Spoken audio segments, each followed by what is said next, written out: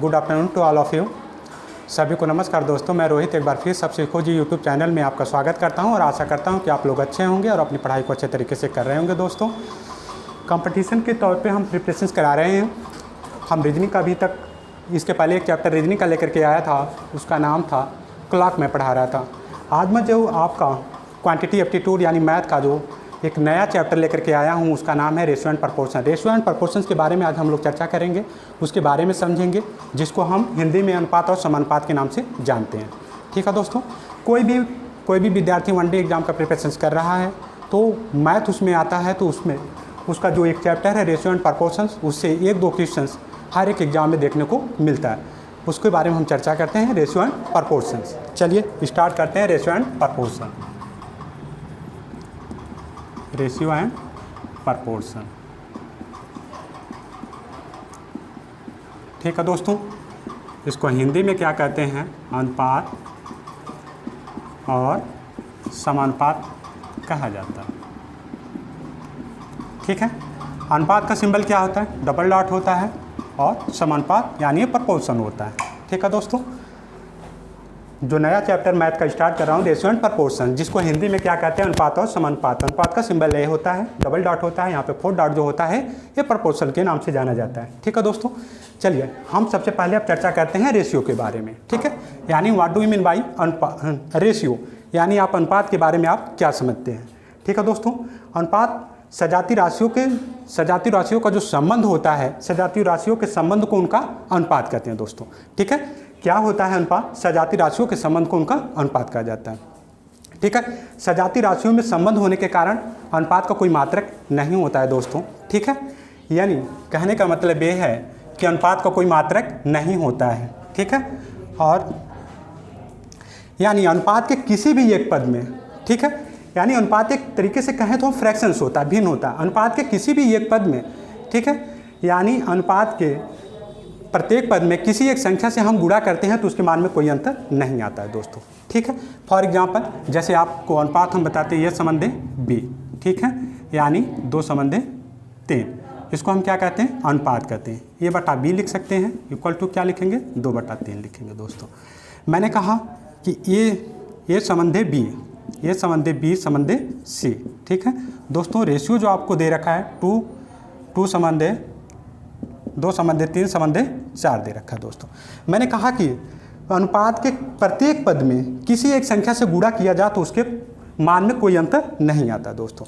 ठीक है, यदि इसमें प्रत्येक पद में क्या करें? 7 से हम मल्टीप्लाई कर दें। ठीक है दोस्तों, 7 से मल्टीप्लाई कर दें तो कितना हो जाएगा? 7 दूना 14 हो जाएगा, 7 त्रिका 21 हो जाएगा, और 7 चौको 28 आ जाएगा। ठीक है दोस्तों, यानी कहने का मतलब ये है कि अनुपात के प्रत्येक पद में किसी एक संख्या से गुणा करेंगे तो उसके मान में कोई अंतर नहीं आता है दोस्तों। ठीक है, चलिए हम नेक्स्ट अगला बता रहे हैं आपको। यदि अनुपात का भिन्नात्मक रूप हो, क्या हो? यदि अनुपात आपका भिन्नात्मक हो तो उसको सबसे पहले हम क्या करते हैं? जैसे फॉर एग्जांपल ये समंदे बी, समंदे सी अगर पूछ रहा है, एक समंदे 2, एक समंदे 3, एक समंदे 4, इस फॉर्मेट में दिया हो, भिन्नात्मक के रूप में हो। ठीक है, भिन्नात्मक जब हो रहा होगा तो ये समंदे बी, समंदे सी इक्वल टू 1/2 समंदे 1/3 समंदे 1/4। ठीक है दोस्तों, इस केसेस में हम क्या करते हैं कि हर का क्या करते हैं? लघुत्तम समापवर्तक लेते हैं। हरों का लघुत्तम समापवर्तक लेने के बाद प्रत्येक पद को अलग अलग हम मल्टीप्लाई करते हैं तो हमारा सरल अनुपात में कन्वर्ट हो जाता है दोस्तों। इसका हम एलसीएम ले रहे होंगे तो 4 3 12 हो जाएगा। इसको अलग अलग मल्टीप्लाई करेंगे, कितना हो जाएगा? 1/3 गुणे 12 होगा, फिर संबंधे हो जाएगा 1/4 गुणे 12 हो रहा होगा दोस्तों। इसको सिंप्लीफाई कर रहे होंगे तो 2 छक्का 12, 3 चौका 12, 4 3 12, यानी कहने का मतलब है कि जो सरल अनुपात में आ रहा है 6 समंदे 4 समंदे 3 आ रहा होगा दोस्तों। ठीक है, यानी ये अनुपात आपका क्या होता है? सजाती राशियों के संबंध को उनका अनुपात कहते हैं। सजाती राशियों में संबंध होने के कारण इनका कोई मात्रक नहीं होता है। ठीक है दोस्तों, यदि अनुपात के प्रत्येक पद में किसी एक ही संख्या से क्या करें? मल्टीप्लिकेशंस करें तो उसके मान में कोई अंतर नहीं आता है। यदि आपका भिन्नात्मक फॉर्मेट में दिया गया हो तो उसको सबसे पहले सरल अनुपात में कन्वर्ट करने के लिए हम क्या करते हैं? उसके हरों का लघुत्तम समापवर्तक लेते हैं और प्रत्येक पद को अलग अलग मल्टीप्लिकेशन करके उसको सरल अनुपात में कन्वर्ट करते हैं दोस्तों। ठीक है, समझ में आया अनुपात क्या होता है? ठीक है दोस्तों, चलिए अब हम चर्चा करते हैं प्रपोर्शन यानी समानुपात जिसको कहते हैं। ठीक है दोस्तों, देखिए समानुपात की बात कर रहे हैं। यदि दो अनुपात परस्पर क्या हो, समान हो, यदि दो अनुपात क्या होते हैं, परस्पर समान हो, तो उनके चारों पद क्या होते हैं, समानुपाती कहलाते हैं। दोस्तों समानुपात के बारे में चर्चा कर रहे हैं। यदि दो पद क्या हो, यदि दो अनुपात आपका परस्पर समान हो, समानुपात है समान, यदि दो अनुपात परस्पर क्या हो, समान हो, तो उनके चारों पद क्या होते हैं, समानुपाती कहलाते हैं दोस्तों। ठीक है, फॉर एग्जाम्पल समानुपाती की अगर हम चर्चा कर रहे हैं तो वे संबंध बी संबंध सी संबंध डी। ठीक है दोस्तों, इसको जब हम सॉल्व कर रहे होते हैं तो ए बटा बी लिखेंगे और इसको लिखेंगे सी बटा डी। ठीक है दोस्तों, ये आपका आएगा यहाँ से। जब हम प्रपोर्शन को हटाते हैं तो उसके स्थान पे हम क्या रखते हैं, इक्वल रखते हैं दोस्तों। इसका हम क्या करेंगे, क्रॉस मल्टीप्लिकेशन करेंगे दोस्तों। ठीक है, तो क्या आ जाएगा आपका, A D equal to B C आ जाएगा दोस्तों। ठीक है, यानी कहने का मतलब ये है कि बाह्य पदों का गुणनफल इसका इसके साथ मल्टीप्लिकेशन होगा और इसका इसके साथ मल्टीप्लिकेशन। कहने का मतलब ये है कि बाह्य पदों का गुणनफल बराबर बाह्य पदों का गुणनफल बराबर आंतरिक पदों का गुणनफल, आंतरिक पदों का गुणनफल। ठीक है दोस्तों, हमारी बात समझ पा रहे होंगे। समानुपात के बारे में हम चर्चा कर रहे हैं कि यदि दो अनुपात परस्पर क्या हो, समान हो, ठीक है, तो चारों पद उनके क्या होते हैं, समानुपाती कहलाते हैं दोस्तों। यहाँ पे ए संबंध बी प्रपोर्शन सी संबंध डी, यानी ए बटा इसको क्या लिख सकते हैं, ए बटा बी लिखेंगे।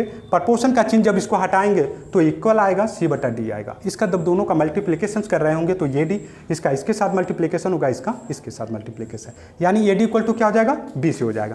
कहने का तात्पर्य ये हो गया कि बाह्य पदों का गुणनफल बराबर आंतरिक पदों का गुणनफल होता है दोस्तों। ठीक है, बात समझ में आ गया अनुपात और समानुपात के बारे में। चलिए, अब जो एग्जाम के पॉइंट ऑफ व्यू से जो क्वेश्चन रेज किए जाते हैं, ठीक है, कभी कभी एग्जाम में क्या करता है कि आपको मीन प्रपोर्शन पूछता है। ठीक है, मीन प्रपोर्शन जिसको हिंदी में कहते हैं मध्य अनुपात के नाम से जाना जाता है। कभी कभी क्वेश्चन में फर्स्ट प्रपोर्शन पूछता है, थर्ड प्रपोर्शन पूछता है और फोर्थ प्रपोर्शन पूछता है। डायरेक्टली सीधा एक सवाल दे देगा, सीधा क्वेश्चन से दे करके उसका मीन प्रपोर्शन पूछ लेगा या फोर्थ प्रपोर्शन पूछ लेगा या थर्ड प्रपोर्शन पूछ लेगा। तो उसके बारे में हम देखते हैं कि इसको हम निकालते कैसे हैं। ठीक है, सबसे पहले हम क्या करते हैं, मीन प्रपोर्शन की बात करते हैं। ठीक है, मीन प्रपोर्शन, मीन प्रपोर्शन इसको हिंदी में क्या कहते हैं, मध्य अनुपात कहते हैं। ठीक है दोस्तों, मध्य अनुपात कहते हैं। जैसे आपको देखिए ये भी है, इसका मीन प्रपोर्शन यक्स है। ठीक है, इस केसेस में हम क्या करते हैं, यक्स इक्वल टू क्या होता है, अंडर रूट ए बी। इस फार्मूले पे हम क्या करते हैं, यानी इस फार्मूले पे हम मीन प्रपोर्शन निकाल लेते हैं, आसानी से क्या निकाल लेते हैं, मध्य अनुपात निकाल लेते हैं। ठीक है, कहने का मतलब है कि यदि क्वेश्चन में क्या करेगा, यदि आपके पास क्वेश्चन में दो संख्या दिया रहेगा, उसका मीन प्रपोर्शन पूछा जाएगा, तो उस केसेस में हम क्या करते हैं दोस्तों, दोनों नंबर का, दोनों संख्याओं का क्या करते हैं, गुणा करते हैं, उसके बाद उसका रूट निकाल लेते हैं, तो हम मीन प्रपोर्शन निकाल पाते हैं दोस्तों। ठीक है, बात समझ में आया। हम मीन प्रपोर्शन का चर्चा कर रहे हैं। ठीक है, मीन प्रपोर्शन इसको और अलग तरीके से देख पा रहे होंगे तो क्या हो जाएगा आपका, यक्स बी, अगर इसको अगर हम सिंप्लीफाई कर रहे होंगे तो ये बटा यक्स बराबर यक्स बटा बी होगा दोस्तों। इसका क्रॉस मल्टीप्लिकेशन होगा, इसका इसके साथ मल्टीप्लिकेशन, इसका इसके साथ मल्टीप्लिकेशन। जब इसको सॉल्व कर रहे होंगे तो यक्स स्क्वायर बराबर ये बी। ठीक है, तो यक्स बराबर क्या हो जाएगा दोस्तों, अंडर रूट ये बी। ठीक है, बात समझ में आया। यानी बाह्य पदों का गुणनफल बराबर आंतरिक पदों का गुणनफल, इसको ये बटा यक्स लिखेंगे बराबर यक्स बटा बी होगा, इसका इसके साथ मल्टीप्लिकेशन होगा, इसका इसके साथ मल्टीप्लिकेशन होगा, तो यक्स स्क्वायर बराबर ये भी आएगा, तो यक्स बराबर अंडर रूट ये भी। यानी कहने का मतलब है कि क्वेश्चन में आपको सीधा डायरेक्ट क्वेश्चन से दे करके पूछेगा।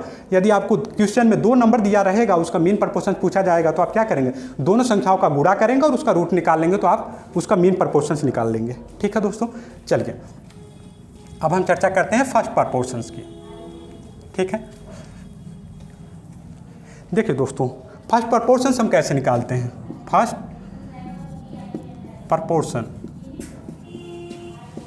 प्रपोर्शन यानी जिसको हिंदी में क्या कहते हैं, प्रथमानुपात कहा जाता है। ठीक है, प्रथमानुपात कहते हैं। ठीक है, प्रथमानुपात में हम क्या करते हैं कि क्वेश्चन में आपको तीन नंबर दिया जाएगा, यानी तीन संख्या दी रही होंगी। ठीक है, ये भी सी मान लीजिए। ठीक है, इसका क्या करते हैं, इसका अगर पूछा जाएगा कि प्रथमानुपात क्या होगा, तो दोस्तों इसके लिए हम क्या करते हैं, प्रथम दो संख्याओं का क्या करते हैं, गुणा करते हैं दोस्तों। ठीक है, प्रथम दो संख्याओं का गुणा करते हैं और तीसरी संख्या से क्या करते हैं, भाग देते हैं, तो हमारा क्या आ जाता है, थर्ड प्रपोर्शंस निकल जाता है दोस्तों। ठीक है, यहाँ से हम क्या निकाल लेंगे, थर्ड प्रपोर्शंस निकाल लेते हैं। ठीक है, इसको अगर हम समझने के लिए अगर देखें तो कैसे निकालते हैं, फर्स्ट प्रपोर्शंस की बात कर रहे हैं तो आप यक्स मान लीजिए, ये प्रपोर्शन बी सी। ठीक है, यक्स बटा ये हो जाएगा इक्वल टू हो जाएगा बी बाई सी हो जाएगा। ठीक है दोस्तों, आपको यक्स निकालना है तो क्या हो जाएगा, ये भी गुणे ये भी हो जाएगा बटा सी आ जाएगा। देखिए यहाँ से भी हम इसको डिराइव कर पाएंगे, सिद्ध कर पा रहे हैं। ठीक है, यानी यक्स बराबर क्या हो जाएगा, यानी पहले दो संख्याओं का गुणा करेंगे और तीसरी संख्या से भाग कर देंगे तो हमारा प्रथमानुपात आ जाएगा। ठीक है, बात समझ में आया। चलिए अब आपको थर्ड प्रपोर्शंस बताते हैं कि थर्ड प्रपोर्शंस कैसे निकाला जाएगा। ठीक है, थर्ड प्रपोर्शंस हमें कैसे निकालना है, थर्ड प्रपोर्शंस में क्या होगा, आपको क्वेश्चन में दो नंबर दिए जाएंगे। ठीक है, आपको क्वेश्चन में दो संख्या दी रहेंगी और उसके बाद पूछा जाएगा कि इसकी तृतीय अनुपाती क्या होगा। इसका तृतीय अनुपाती निकालने के लिए आपको दो नंबर दिया जाएगा। इसमें क्या करते हैं, जो लास्ट का अंतिम जो नंबर होता है, अंतिम जो संख्या होती है उसका स्क्वायर करते हैं और पहली संख्या से भाग देते हैं दोस्तों, तो हमारा क्या आ जाता है, तृतीय अनुपाती आता है। ठीक है, तृतीय अनुपाती आता है। इसको अगर हम देख रहे होंगे तो कैसे करेंगे, A B proportion B X. ठीक है, इसको जब सॉल्व कर रहे होंगे तो ये बटा बी लिखा जाएगा, प्रपोर्शन हटेगा, इक्वल आएगा, बी बटा यक्स आएगा। इसका दोस्तों इसके साथ मल्टीप्लिकेशन, इसका इसके साथ मल्टीप्लिकेशन, यानी यहाँ से क्या हो जाएगा, ये इंटू यक्स बराबर क्या आ जाएगा, बी स्क्वायर आएगा। तो यक्स जब निकाल रहे होंगे तो बी स्क्वायर बटा ये, यहाँ से देखिए आप इसको डिराइव कर पा रहे होंगे। ठीक है, यहाँ से आप सिद्ध कर पा रहे हैं। यानी तृतीय अनुपात अगर आपको निकालना है तो आपको करना क्या है, क्वेश्चन में आपको दो नंबर दिया जाएगा और उसके बाद पूछा जाएगा कि इसका तृतीय अनुपाती क्या होगा। तो दोस्तों हम क्या करेंगे, अंतिम संख्या क्या करेंगे, स्क्वायर करेंगे और पहली संख्या से भाग देंगे तो हमारा तृतीय अनुपाती आ पाएगा। ठीक है, देखिए फोर्थ प्रपोर्शंस की चर्चा कर रहे हैं। फोर्थ प्रपोर्शन, देखिए इसमें क्या होगा, ये आपको क्वेश्चन में तीन संख्या दी रहेंगी। ठीक है, इसका हमें फोर्थ प्रपोर्शन पूछा जाएगा, यानी हिंदी में जिसे कहते हैं चतुर्थानुपाती। ठीक है, फोर्थ प्रपोर्शन को हिंदी में चतुर्थानुपाती के नाम से जाना जाता है। ठीक है, इसका हमें क्या करना है, अंतिम दो संख्याओं का मल्टीप्लिकेशन करेंगे। किसका, अंतिम दो संख्याओं का गुणा करेंगे और पहली संख्या से भाग दे देंगे तो हमारा क्या आ जाएगा, फोर्थ प्रपोर्शन आ जाएगा, यानी चतुर्थानुपाती आ जाएगा। ठीक है, कहानी इसको भी देख लीजिए कैसे करते हैं, ये संबंध है बी, ठीक है, और सी संबंध है यक्स। इसको क्या लिख रहे होंगे, ए बटा बी, प्रपोर्शन हटाएंगे इक्वल आएगा, सी बटा यक्स आएगा। जब इसका इसके साथ मल्टीप्लिकेशन होगा और इसका इसके साथ मल्टीप्लिकेशन होगा, ए गुणे यक्स बराबर क्या आ जाएगा, बी सी आएगा। आप यक्स जब यहाँ से निकाल रहे होंगे तो बी इंटू सी अपॉन ये आएगा। ठीक है, यानी कहने का मतलब है कि क्वेश्चन में फोर्थ प्रपोर्शंस का क्वेश्चन होगा तो उस केसेस में आपको तीन संख्या दी जाएंगी और उसके बाद चतुर्थानुपाती पूछा जाएगा तो अंतिम दो संख्याओं का गुणा करेंगे और पहली संख्या से भाग देंगे तो हम इजीली फोर्थ प्रपोर्शन निकाल पाएंगे। ठीक है दोस्तों, चीज़ें समझ में आई, अनुपात क्या होता है, समानुपात क्या होता है। ठीक है, उसके बाद फर्स्ट प्रपोर्शंस मैंने बताया, मीन प्रपोर्शन बताया, फिर उसके बाद थर्ड प्रपोर्शन और फोर्थ प्रपोर्शंस। ठीक है, सारे प्रपोर्शन को मैंने बता दिया कि कैसे निकालना है। ठीक है, एग्जाम में आपको डायरेक्ट क्वेश्चंस दे करके आपको फोर्थ प्रपोर्शंस कभी पूछ लेगा, कभी थर्ड प्रपोर्शन पूछेगा, कभी मीन प्रपोर्शंस पूछ लेगा। ठीक है, चलिए दोस्तों अब इस पर हम कुछ क्वेश्चंस को सॉल्व करते हैं। ठीक है, चलिए पहले हम मीन प्रपोर्शन पे क्वेश्चंस करते हैं। 9/25 का मीन प्रपोर्शन का मध्यानुपात क्या निकालना है आपको, मध्यानुपाती क्या होगा। ठीक है दोस्तों, आपको मध्यानुपाती मैंने कहा कि क्वेश्चन में आपको दो संख्या दी रहेंगी। ठीक है, उसका मध्यानुपात यानी मीन प्रपोर्शन से पूछा जाएगा तो उस केसेस में हम क्या करेंगे, यक्स इक्वल टू क्या होगा, दोनों संख्याओं को गुणा करेंगे। ठीक है, दोनों संख्याओं का हमने गुणा किया और इसका हमने क्या करना, रूट निकाल देना है तो आपका मीन प्रपोर्शन आ जाएगा। ठीक है, इसका 3 हो जाएगा, इसका कितना हो जाएगा, 5 हो जाएगा, यानी 15 आ जाएगा आंसर। ठीक है दोस्तों, मीन प्रपोर्शंस कैसे निकालना है, क्वेश्चन में आपको दो संख्या दी रहेंगी और उसका मीन प्रपोर्शंस पूछा जाएगा तो दोनों संख्याओं का सबसे पहले गुणा करेंगे और उसका रूट निकाल देंगे तो हमें मीन प्रपोर्शंस आ जाएगा। ठीक है दोस्तों, चलिए अब दूसरा क्वेश्चन करते हैं 6 और 24 का। एक और इस पर क्वेश्चन करिए, 6 और 24 का मध्यानुपाती निकालिए, 6 और 24 का मध्यानुपाती। ठीक है, मध्यानुपाती। ठीक है, नेक्स्ट क्वेश्चन है, इस केसेस में x इक्वल टू क्या होता है, रूट ए बी होता है। ठीक है, ए के स्थान पे कितना दिया है, 6 दिया है, बी के स्थान पे कितना दिया है, 24 दिया है। ठीक है, इसको जब सॉल्व कर रहे होंगे तो 6, इसको क्या लिख सकते हैं, 6 गुणे 4 लिख सकते हैं दोस्तों। इसका जब करेंगे तो कितना हो जाएगा, 6 गुणे 2, यानी कितना आ जाएगा आंसर, 12 आ जाएगा दोस्तों। समझ में आ रहा है? या सीधा आप इसका दोनों का मल्टीप्लिकेशन करेंगे तो कितना आ जाएगा, 144 आएगा। 6 गुणे 24, 24 छक्का 144 होता है, 144 का वर्गमूल कितना आएगा, 12 आ जाएगा दोस्तों। या इस तरीके से हम इसको सॉल्व कर रहे होंगे। ठीक है, मीन प्रपोर्शन से आ गया। चलिए प्रथमानुपाती पे कुछ क्वेश्चंस को सॉल्व करते हैं।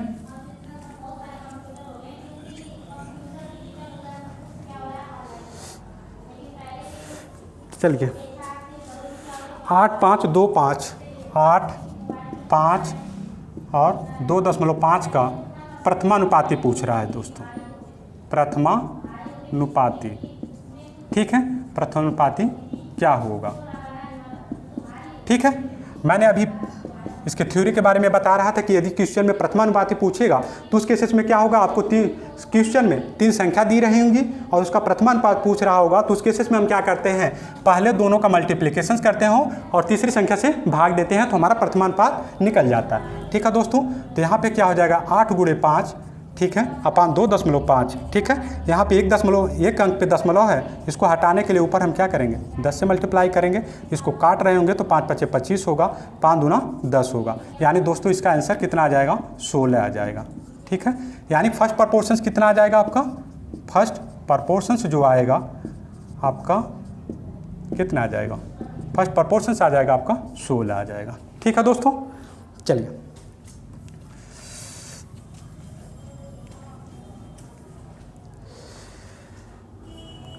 6, 5, 21 का चतुर्थानुपाती निकालना है। 6, 5 और 21 का 4th प्रपोर्शंस निकालना है।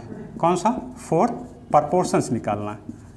ठीक है, 4th प्रपोर्शंस क्या होगा, ये आपका नेक्स्ट क्वेश्चन है। ठीक है, मैंने कहा कि 4th प्रपोर्शन से जब आप निकाल रहे होंगे, क्वेश्चन में पूछ रहा होगा चतुर्थानुपाती, तो उस केसेस में क्या होगा, 3 नंबर आपको दिया जाएगा, उसके बाद पूछा जाएगा चतुर्थानुपाती क्या होगा दोस्तों।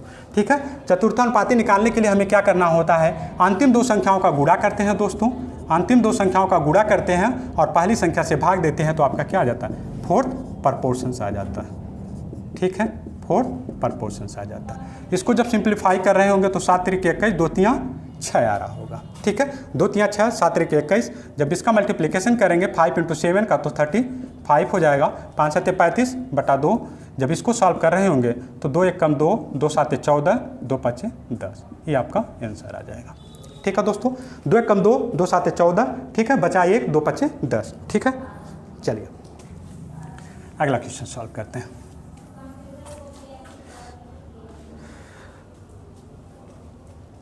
एक चतुर्थानुपाती और करते हैं, 5, 9, 12 का चतुर्थानुपाती।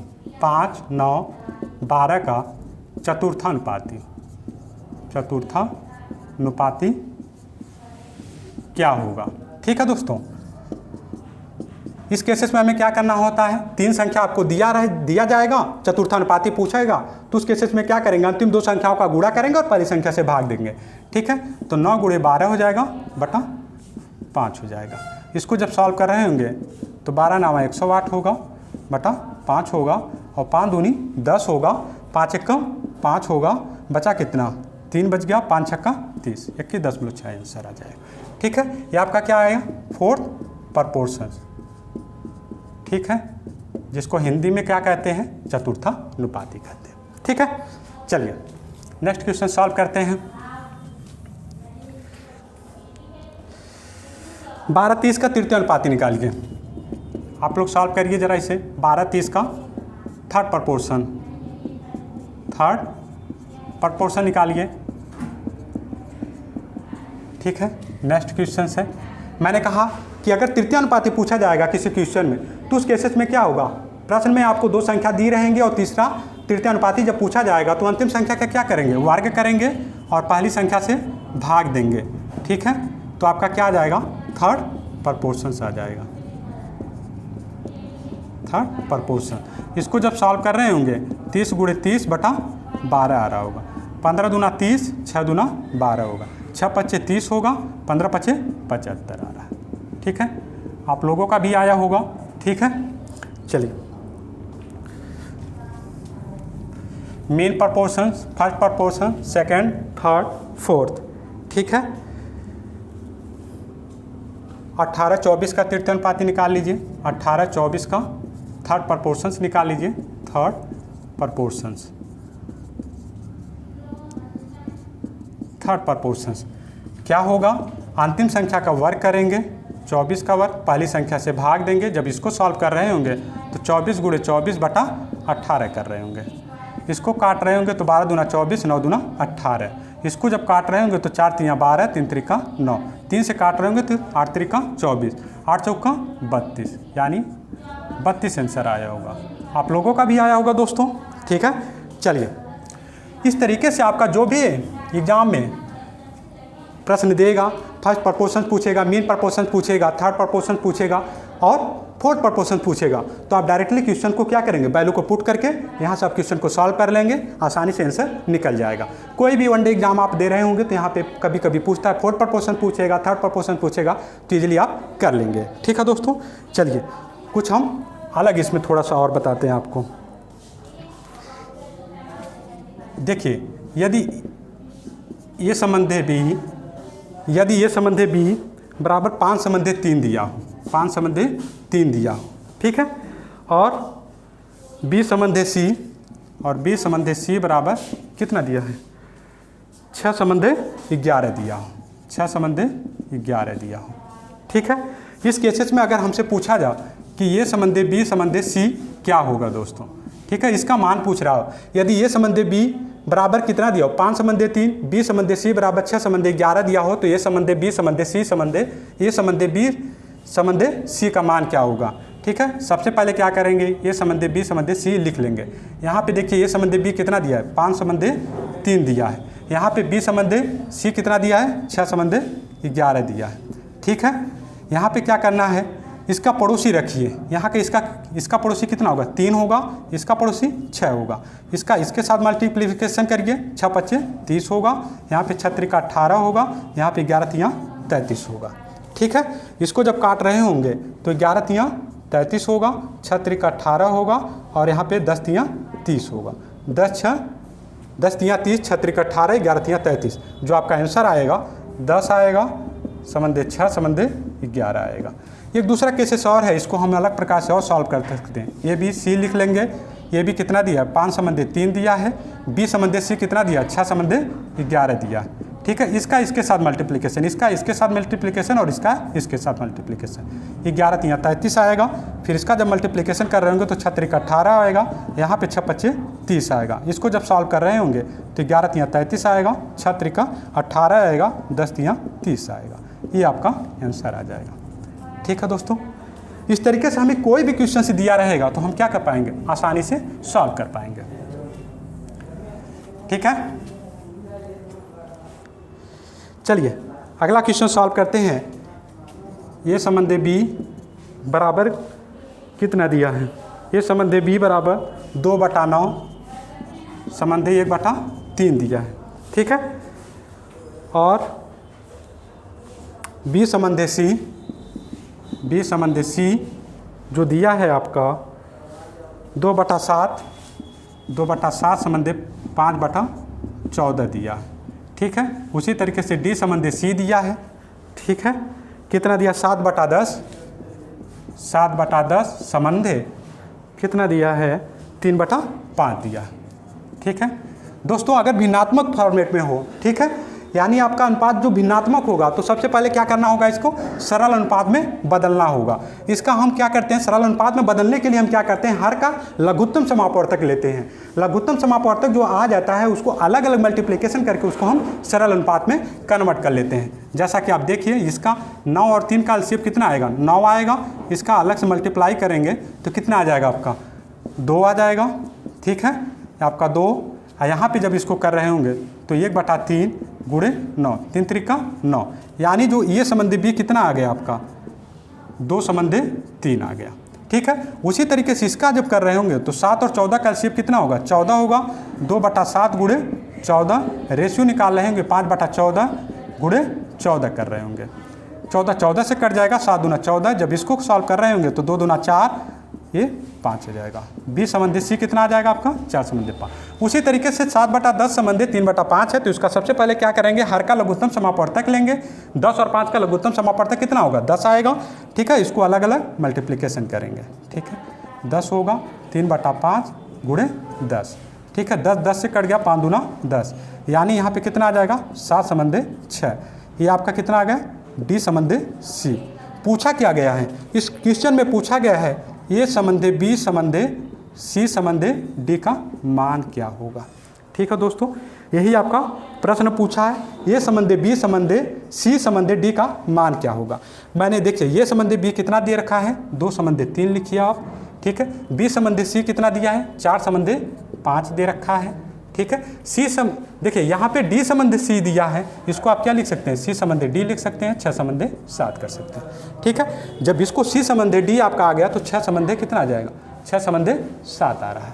ठीक है, मैंने कहा कि इस प्रकार के क्वेश्चन को सॉल्व करने के लिए इसका पड़ोसी रखिए। यहाँ पे पड़ोसी 3 हो जाएगा, इसका पड़ोसी ये भी खाली है तो यहाँ पे 3 हो जाएगा, इसका पड़ोसी 5 हो जाएगा, और इसका पड़ोसी कितना हो जाएगा 4 हो जाएगा, इसका पड़ोसी 6 होगा, 6 का पड़ोसी ये होगा। ठीक है, इसका मल्टीप्लिकेशन कर रहे होंगे तो 5 या 15, 15 7 105, 5 या 15, 15 छक्का 90। इसका जब कर रहे होंगे 4 या 12 छक 72। ठीक है, 4 दूनी 8 छक 48। ठीक है, ये आपका आ रहा है। इसको जब सॉल्व कर रहे होंगे 3 से कैंसिल करिए, कितना हो जाएगा आपका 35 तिया 105। ठीक है, 30 तिया 90, और यहाँ पे 3 दूनी 6, 3 दूनी 6, 3 चौको 12, 24 तिया 72, 3 एकम 3 और 3 छक 18, 16 तिया 48, 24 तिया 72, ये आपका आंसर आ गया। ठीक है दोस्तों, समझ पा रहे हैं। सबसे पहले इस प्रकार के क्वेश्चन को सॉल्व करने के लिए यदि आपका भिन्नात्मक अनुपात दिया होगा तो सबसे पहले क्या करेंगे, हर का क्या करेंगे लघुत्तम समापवर्तक निकालेंगे और उसको अलग अलग मल्टीप्लिकेशन करके उसको सबसे पहले सरल अनुपात में कन्वर्ट करेंगे। सरल अनुपात में कन्वर्ट करने के बाद इसको हम वैल्यू जैसे रहेगा वैसे लिख लेंगे और उसके बाद उसके पड़ोसी को बगल में रखते हुए उसको सॉल्व करेंगे तो आसानी से हम सॉल्व कर लेंगे। ठीक है दोस्तों, चलिए एक क्वेश्चन और कराता हूँ। यदि x संबंधी y बराबर 4 संबंधी 5, ठीक है, तो 5x माइनस 3y, ठीक है, संबंधी 6x प्लस 3y, संबंधी 6x प्लस 3y का मान क्या होगा। ठीक है, मैंने क्या कहा ये भिन्नात्मक फॉर्मेट में होता है, भिन्नात्मक रूप में होता है, तो इसको लिख क्या सकते हैं x बटा वाई बराबर 4/5, यानी x बराबर 4 है तो y बराबर 5 है। इसको जब सॉल्व कर रहे होंगे इसको क्या लिख सकते हैं आप 5x माइनस 3y लिख सकते हैं। इसको रेशियो को हम अनुपात के रूप में लिखते हैं, भिन्न फॉर्मेट में लिखते हैं तो 6x प्लस 3y लिख रहे होंगे।